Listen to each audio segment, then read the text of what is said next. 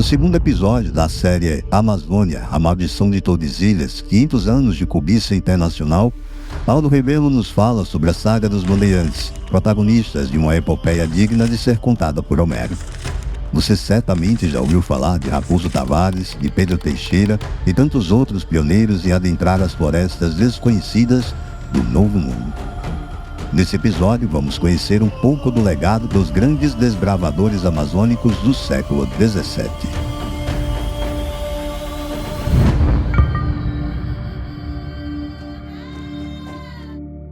Portugal deve sua predominância na Amazônia brasileira à bravura do seu soldado, à competência de sua diplomacia e à ousadia dos seus desbravadores. Vamos tomar aqui dois exemplos. O soldado Pedro Teixeira. Pedro Teixeira foi um tipo humano que baseava a sua ação naquilo que o padre Antônio Vieira descreveu em um dos seus sermões como o português que luta por uma causa, que luta com seus antepassados, que luta inspirado na sua história e cuja bravura tem origem em profundas convicções sobre as causas de Portugal.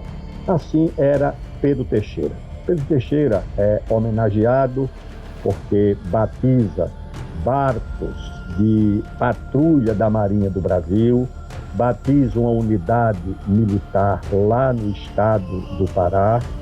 Pedro Teixeira tem monumento em Portugal e no Brasil. E Pedro Teixeira é autor e protagonista de uma proeza inédita até hoje, de ousadia e de coragem. Em 1637, Pedro Teixeira saiu de Gurupá, no estado do Pará, liderando uma caravana de 1.200 índios guerreiros, remeiros, flecheiros, acompanhados de suas famílias, mulheres e filhos, e apenas 70 soldados portugueses. Essa delegação, ocupando 47 grandes canoas, subiu o rio Amazonas e foi até o Peru, e lá assombrou o vice-rei espanhol do Peru, que mandou de volta Pedro Teixeira, acompanhado de patrulhas espanholas, porque, de fato, a expedição de Pedro Teixeira espantou os governantes da Espanha. O que era a missão de Pedro Teixeira? Era demarcar esse território como o território de Portugal. Era ir colocando ao longo do rio Amazonas os marcos da presença de Portugal, para que Portugal pudesse reivindicar no futuro, ou seja, no futuro Tratado de Madrid, que foi em 1750, as terras que Pedro Teixeira havia desbravado na sua missão. Esse é o exemplo do soldado português, da bravura do soldado português, que é também considerado com muita legitimidade um herói brasileiro. O outro foi um aventureiro, um bandeirante, chamado Antônio Raposo Tavares. Antônio Raposo Tavares é uma dessas figuras humanas com grandes qualidades de coragem, de liderança, de renúncia para cumprir algumas missões que são determinadas pela vida. O próprio padre Antônio Vieira faz referência ao Raposo Tavares.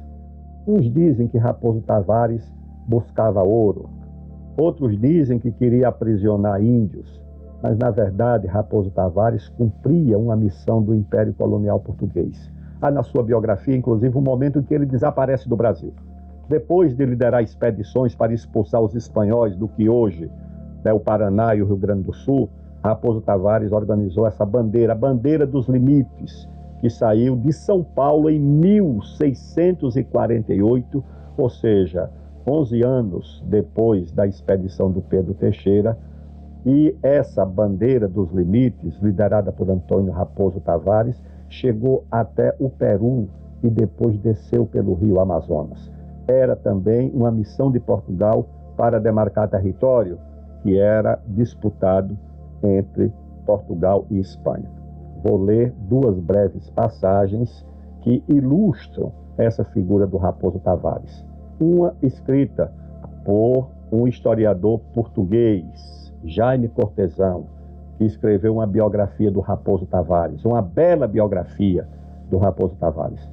E outra, uma observação do Euclides da Cunha, do autor de Os Sertões, sobre a figura do Raposo Tavares. O que diz o Jaime Cortesão na sua obra? A obra tem como título Raposo Tavares e a formação territorial do Brasil. Ou seja, o Jaime Cortesão não trata do Raposo Tavares como um aventureiro, trata do Raposo Tavares como um construtor do Brasil, nessa biografia. E ele diz o seguinte: ao terminar esta obra, temos a sensação de haver levantado com pesado esforço a tampa de granito do sepulcro onde um gigante dormisse. E lá pelo livro ele faz essa outra observação. E se a extraordinária aventura, essa bandeira dos limites, exigiu desses sobreviventes uma têmpera física e qualidade humana insuperáveis, a consciência heróica do feito a realizar sobrelevou de muito em Raposo Tavares excepcionalíssimo tipo de varão. A ele superar todos em resistência inabalável. A ele dar o exemplo quando os mais só sobrassem. A ele engolir em seco as aflições da incerteza ou da derrota, para não despenhar a onda de desânimo nalgum desfalecido companheiro. A ele as terríveis responsabilidades do mando de atirar as vidas para a morte a toda prova. Essa era, segundo Jaime Cortesão, a responsabilidade de Raposo Tavares. Essa outra observação é do Euclides da Cunha. E o que diz o autor dos Sertões sobre a figura do Raposo Tavares? Antônio Raposo tem um destaque admirável entre todos os conquistadores sul-americanos. Seu heroísmo é brutal, maciço, sem frinchas, sem dobras, sem disfarces. Avança inteligentemente, mecanicamente, inflexivelmente, como a forma natural desencadeada. A diagonal de 1.500 léguas que traçou de São Paulo ao Pacífico, cortando toda a América do Sul, por cima de rios, de chapadões, de pantanais, de corichas estagnadas, de desertos, de cordilheiras, de páramos nevados e de litorais aspérrimos, entre o espanto e a ruína de 100 tribos suplantadas, é um lance apavorante de epopeia. Mas sente-se bem naquela ousadia individual a concentração maravilhosa de todas as ousadias de uma época. Segundo Euclides da Cunha, portanto, Raposo Tavares concentrava todas as ousadias de uma época.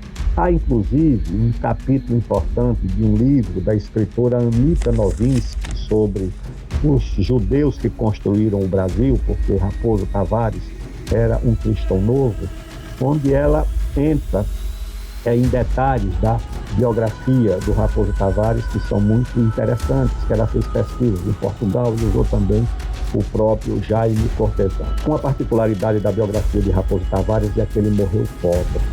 Um homem que viveu à procura de ouro, de esmeraldas, de pedras preciosas, morrer pobre, deixar a família desamparada, é uma contradição. Mas é também a prova de que Raposo Tavares não buscou a riqueza, não buscou o ouro.